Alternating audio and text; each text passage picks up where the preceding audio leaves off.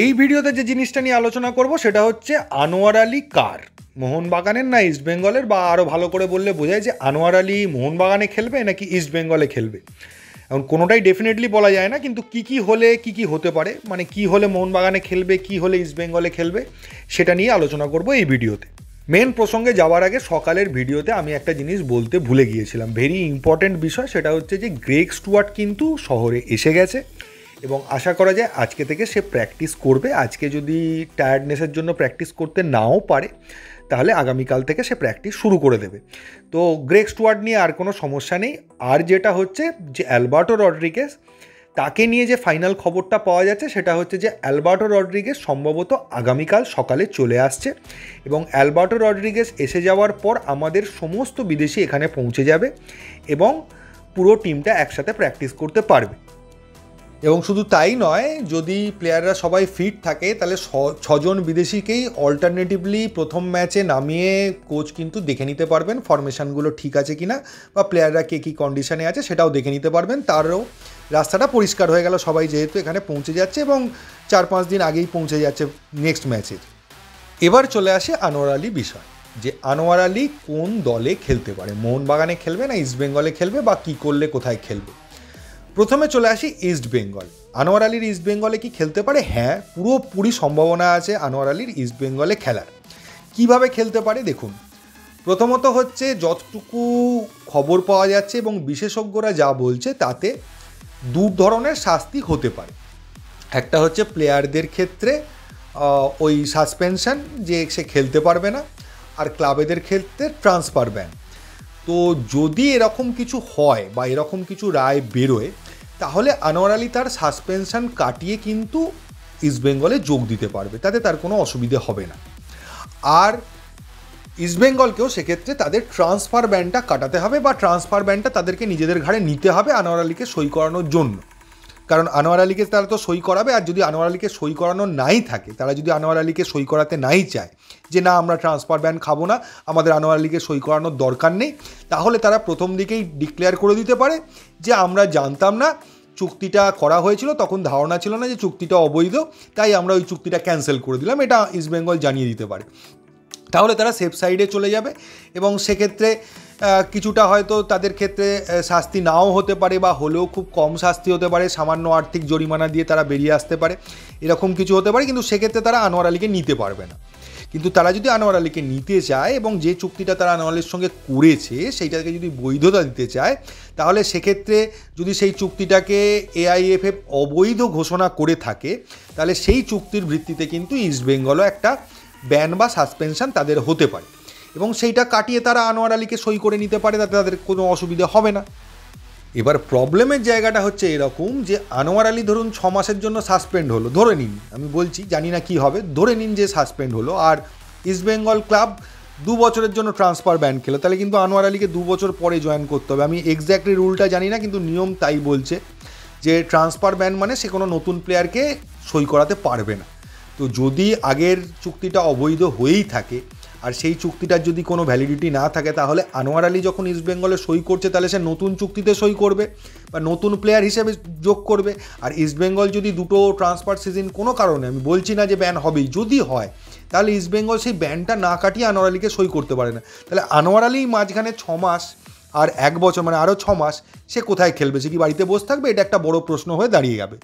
তো যারা লাফাচ্ছেন যে আনোয়ার ইস্টবেঙ্গলেই জয়েন করে নিল আর ইস্টবেঙ্গলের হয়ে গেল, তাদের ক্ষেত্রে আমি বলবো যে হ্যাঁ, ইস্টবেঙ্গলের হতেই পারে আনোয়ার, কোনো আপত্তি নেই, ইস্টবেঙ্গলে খেলতেই পারে আনোয়ার, কিন্তু এই দুটো জায়গায় প্রবলেম রয়েছে। এই দুটো জায়গা সলভ হয়ে গেলে, মানে যদি ইস্টবেঙ্গল ব্যান তারা ওদের ওপর আসে তাহলে সেই ব্যানটা তাদের কাটিয়ে তারপর আনোয়ার আলীকে সই করাতে হবে, আর আনোয়ার আলী যদি সাসপেন্ড হয় তাহলে সাসপেনশন কাটিয়ে তাকে ইস্টবেঙ্গলে সই করতে হবে। ইস্টবেঙ্গলে সই করার ক্ষেত্রে আনোয়ারের কোনো প্রবলেম নেই, শুধু টাইম বিংটা, যে এই টাইমটা সে কী করবে, এটা একটা প্রশ্ন। আর মোহনবাগানের ক্ষেত্রে যদি আপনি বলেন যে মোহনবাগানে কি আনোয়ার আলী আসার কোনো সম্ভাবনা আছে, সেটাও আছে। যদি আনোয়ার আলী মনে করে যে এই ঝামেলার মধ্যে ফেঁসে গিয়ে সে 1 বছর ধরে বসে থাকতে হবে তাকে, বা 6 মাস তাকে বসে থাকতে হবে, সে ফুটবল ছাড়া থাকবে, সেটা সে না চায়, সে মনে করে যে না এটা নিয়ে যতই এগোনো হবে সেক্ষেত্রে বিপদটা আমারই হচ্ছে, আমারই প্রবলেম হবে, এবং ইস্টবেঙ্গলের সাথে তার চুক্তিটা যদি অবৈধ বা চুক্তিটা বাতিল হয়ে যায় তাহলে সে ফ্রি প্লেয়ার থাকছে। সেক্ষেত্রে সে যেটা করতে পারে, সে মোহনবাগানে যোগ দিয়ে দিতে পারে বা মোহনবাগানের সঙ্গে কথাবার্তা বলে বিষয়টা মিটিয়ে নিতে পারে, এবং সেক্ষেত্রে দুপক্ষই বলতে পারে যে আমাদের কারোর বিরুদ্ধে কোনো অভিযোগ নেই, যা যা অভিযোগ করা হয়েছিল সেগুলো আমরা উইথড্র করে নিলাম, এটা হতে পারে। অথবা আনোয়ার আলী যেটা করতে পারে যে 6 মাস যদি সে ধরে নিলাম, আমি 6 মাস সাসপেনশনের অর্ডার এলো, 6 মাস সাসপেন্ড করা হলো বা 3 মাস সাসপেন্ড করা হলো, 3 মাস সে সাসপেনশনটা ভোগ করে নিল। এবার ইস্টবেঙ্গল যদি ট্রান্সফার ব্যান না খায়, কোনো প্রবলেমই হলো না, ইস্টবেঙ্গল কোনো শাস্তি পায়নি, তাহলে সে তার শুধু শাস্তি হয়েছে, তাহলে সে তার শাস্তি পিরিয়ডটা কাটিয়ে গিয়ে ইস্টবেঙ্গলে জয়েন করে নিল, এটাও হতে পারে। অথবা এটা যদি হয় যে ইস্টবেঙ্গলও ব্যান খেলো, আনোয়ার আলীও সাসপেন্ড হলো, তাহলে যেটা হতে পারে আনোয়ার আলী সাসপেনশন কাটিয়ে নেওয়ার পর কোনো অন্য একটা ক্লাবে জয়েন করে নিল, সেই ক্লাবে 6 মাস খেলার পর ইস্টবেঙ্গলের যখন ট্রান্সফার ব্যান উঠে গেল তখন সে এসে ইস্টবেঙ্গলে জয়েন করলো, এরকমও হতে পারে। তবে সেক্ষেত্রে আনোয়ার আলীকে কিন্তু তার শাস্তিটা ভোগ করতেই হবে, সে যতদিনেরই শাস্তি AIFF দিই। আর একমাত্র আনোয়ার আলী, ইস্টবেঙ্গল, দিল্লি FC কেউই শাস্তি পাবে না যদি কেসটা মিউচুয়াল আন্ডারস্ট্যান্ডিংয়ের মাধ্যমে কোনোভাবে উইথড্র করে নেওয়া যায়, যে আনোয়ার আলী বলল আমার মোহনবাগানের বিরুদ্ধে কোনো অভিযোগ নেই, যা অভিযোগ করেছিলাম তা আমি উইথড্র করলাম, মোহনবাগানও বললো আনোয়ার আলীকে নিয়ে আমার কোনো প্রবলেম নেই, আমিও আমার সমস্ত অভিযোগ উইথড্র করে নিলাম, তাহলে একমাত্র ক্ষেত্র এই ক্ষেত্রে দিল্লি FCও কোনো সাসপেনশানে যাবে না, মানে সাসপেনশানে পাবে না, ইস্টবেঙ্গলও কোনো সাসপেনশান পাবে না, মোহনবাগান আনোয়ার আলীকে নিয়ে কন্টিনিউ করতে পারবে। এই ক্ষেত্রটা হলে একমাত্র কারুর সাসপেনশন বা কারুর শাস্তি হবে না। এখন দিল্লি FC, মোহনবাগান, ইস্টবেঙ্গল, আনোয়ার আলী কী ভাবছে সেটা আমার পক্ষে বলা সম্ভব নয়, তবে এইটুকু বলতে পারি দুটো দিক যেতে পারে। একটা হচ্ছে যে আমি লড়াই করেছি, যতই শাস্তি পাই, যাই পাই না কেন, যাই হোক না কেন, এর শেষ দেখে ছাড়বো, আমি আনোয়ারকে নিয়েই ছাড়বো, এরকম একটা মানসিকতা হতে পারে। সেক্ষেত্রে শাস্তি, সাসপেনশন, এবং আরেকটা জিনিস আমি বলতে ভুলে যাচ্ছিলাম বারবার দুটো ভিডিওতেই, সেটা হচ্ছে যে একটা আর্থিক জরিমানার ব্যাপারও কিন্তু আছে, সেটা 20 কোটি টাকার কাছাকাছি মোহনবাগান দাবি করলেও আমি বলে রাখছি যে বিষয়টা কিন্তু 20 কোটিই হবে এরকম কোনো গ্যারেন্টি নেই, সেটা AIFF বা PSC ডিসাইড করবে যে অ্যামাউন্টটা কত হবে। তবে যেহেতু মোহনবাগানের দাবিটা 20 কোটির কাছাকাছি, সেটা খুব কমবে বা একদম কমে যাবে এরকম ভাবারও কোনো কারণ নেই, বা 20 কোটিই দিতে হবে এরকম ভাবারও কোনো কারণ নেই, তো মাঝামাঝি কিছু একটা হয়তো PSC ডিসাইড করবে যে এত কোটি টাকা দিতে হবে, তবে সেটাও খুব কম অ্যামাউন্ট হবে বলে মনে হচ্ছে না। তো এখানেও একটা প্রশ্ন আসবে যে এই অ্যামাউন্টটা কে দেবে, মানে অ্যামাউন্টটা তো মোহনবাগানকে দিতে হবে, আনোয়ার আলী বাইরে যে কোনো ক্লাবেই খেলুক না কেন, সে যদি অন্য কোনো ক্লাবে নাও যায়, দিল্লি FCর হয়েও কন্টিনিউ করে, তাহলেও কিন্তু এই অ্যামাউন্টটা কাউকে মোহনবাগানকে পে করতে হবে। আর যদি সে ইস্টবেঙ্গল বা অন্য যে কোনো ক্লাবে যায়, তাহলে সেই ক্লাব যদি মনে করে যে অ্যামাউন্টটা পে করে আনোয়ার আলীকে ফ্রি করে নিয়ে আনোয়ার আলীকে নেবে, সেটাও করতে পারে। তো পেমেন্ট কাউকে না কাউকে করতে হবে, যদি কম্পেনসেশনের কত রায় দিচ্ছে তার উপর ডিপেন্ড করছে যে কত টাকা দিতে হবে বলে PSC জানাবে, তো সেই অনুযায়ী ফার্দার এগোবে।